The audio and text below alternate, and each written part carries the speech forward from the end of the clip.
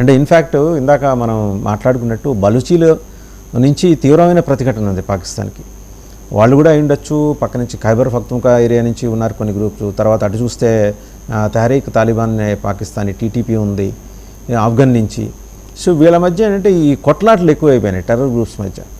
So ఈ claims చూస్తుంటే అంటే ఎవరు క్లెయిమ్ చేయడానికి రావట్లా. ఇది మేము చేస్తాం, దురంధర్లు చేస్తే ఎలాగో వాళ్ళు క్లెయిమ్ చేయడానికి అవకాశం ఉండదు, ఎందుకంటే వాళ్ళు సీక్రెట్ ఏజెంట్లు కాబట్టి వాళ్ళు చేయరు. బట్ టెర్రర్ గ్రూప్స్ అయితే ఖచ్చితంగా వాళ్ళు క్లెయిమ్కి వస్తారు, మేమే చంపామని. ఎవరు రాకపోవడానికి గల కారణం అంటే series of incidents been taking place sir Bashir garu. ఇప్పుడు నాకన్నా ముందు మాట్లాడితే పరమేశ్వర్ గారు ఈయన ఆర్ఎస్ఎస్ కి సంబంధించిన ఏజెంట్ అభ్యంతరకరంగా మాట్లాడాడు. మేమేదో పాకిస్తాన్ అని, వాస్తవంగా మేం కాదు పాకిస్తాన్, ఈయనే పాకిస్తాన్. ఈయన పూజించే అజిత్ దోవల్ కొడుకు పాకిస్తాన్ వాళ్లతో కలిసి బిజినెస్ చేస్తున్నాడు. ముందు ఆ విషయం చర్చిస్తుందని చెప్పండి. అయితే నిన్న ఈ పాకిస్తాన్ లో ఒక టెర్రరిస్ట్ ని చంపడం అనేది అది ఆహ్వానించదగ్గ విషయం. అబ్రహాం లింకన్ గారు గతంలో ఒక మాట చెప్తున్నారు, ఈ అహింసకు ఉన్న అతి బలహీనత ఏంటంటే అది అంతకన్నా పెద్ద అహింసకు అది లోబడుతుందంట. బలానికి ఉన్న అతి పెద్ద బలహీనత అది అంతకన్నా పెద్ద బలానికి లోబడుతుందంట. హింసను నమ్ముకున్నవాడు ఎప్పటికైనా తిరిగి ఆ హింసకే బలి అవుతాడు అనే ఈ ఒక నిత్య సత్యాన్ని ఇతను హతం అవటం ద్వారా తెలిసింది. చూడండి, మన ఇండియాలో కూడా భారతదేశంలో మతపరమైన విభజన తీసుకురావడం కోసం అద్వానీ రథయాత్ర చేసి వేలాది మంది మరణానికి కారకుడయ్యాడు. మరి ఈ రోజు అద్వానీ ఏమైపోయాడు? సేమ్. కాకపోతే ఇక్కడ పుల్వామాకి సంబంధించిన మహమ్మద్ అలీ జిన్నా ఏమైపోయాడు సార్? మహమ్మద్ అలీ జిన్నా ఏమైపోయాడు? అది మీరు పరిశీలించండి, మీరే చెప్పాలి.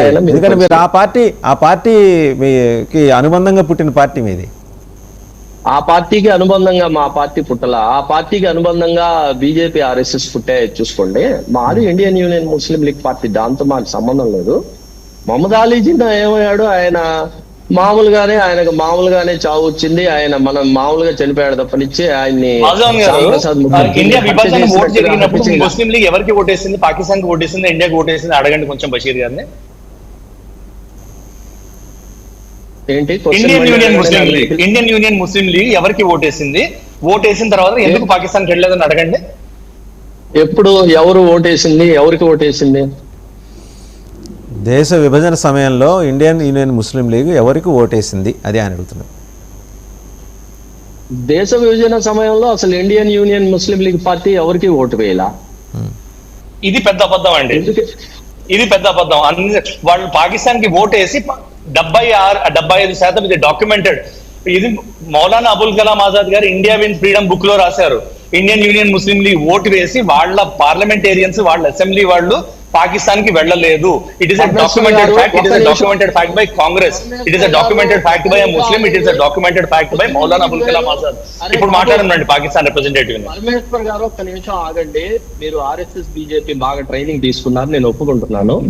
ఇండియన్ యూనియన్ ముస్లిం లీగ్ కి మహమ్మద్ అలీ జిన్నా ముస్లిం లీగ్ కి సంబంధం లేదు. ఒకసారి మీరు హిస్టరీ చదువుకుంటే బాగుంటుంది. 1948 లో స్వాతంత్రం వచ్చిన తర్వాత పుట్టిన పార్టీ ఇండియన్ యూనియన్ ముస్లిం లీగ్ పార్టీ. ఇండియన్ యూనియన్ ముస్లిం లీగ్ పార్టీ స్థాపకుడు రాజ్యాంగ సభలో కూడా ఉన్నాడు.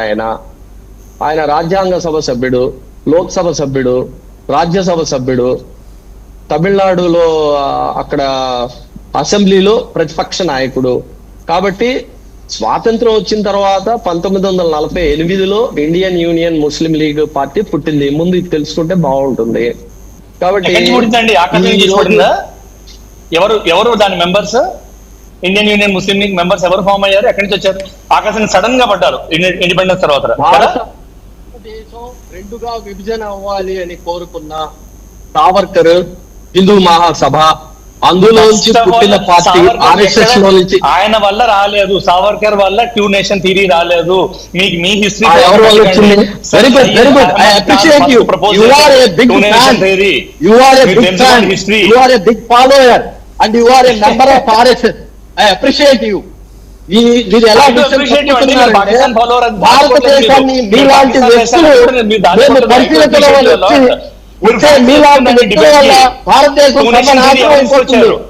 ఈ రోజు యువకులు నిరుద్యోగ యువత మాకు ఉపాధి కావాలి, మాకు ఉపాధి కావాలి అని కోరుకుంటుంటే వారికంతా అమెరికా సహాయం చేస్తుందని ఈ మహానుభావుడు చెప్తున్నాడు. ఈయన కర్నల్ అంట, నాకు అనుమానం. ఈయన కర్నల్ కూడా కాదు. ఈయన గురించి, ఈయన హిస్టరీ గురించి కూడా మనం చూడాలి. ఈయన అన్ని అబద్ధాలు చెప్తున్నాడు, అన్ని అబద్ధాలే. నిరుద్యోగ యువత సంవత్సరానికి 2 కోట్లు ఉద్యోగాలు ఇస్తామని చెప్పిన మోడీ గారు, ఆర్ఎస్ఎస్ బీజేపీ 1 లక్ష ఉద్యోగాలు కూడా ఇవ్వలేదు. కాబట్టి ఈ రోజు నిరుద్యోగ యువతలో విపరీతమైన అసంతృప్తి ఉంది.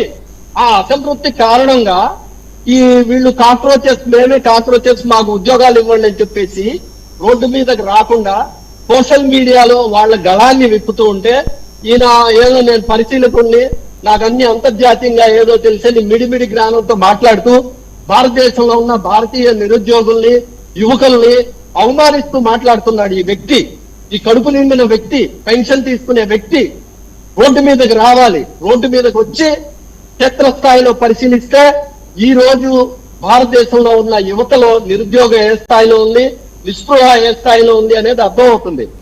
ఒకవైపు ధరలు పెరిగిపోతున్నాయి, ధనవంతులేమో కుబేరులుగా మారిపోతున్నారు. బషీర్ గారు మళ్ళీ బ్యాక్ టు స్క్వేర్ వన్, మళ్ళీ ఆ సబ్జెక్ట్లోకి వచ్చారు. మనం ఈ హంజా బుర్హాస్ గురించి మాట్లాడుతున్నాం.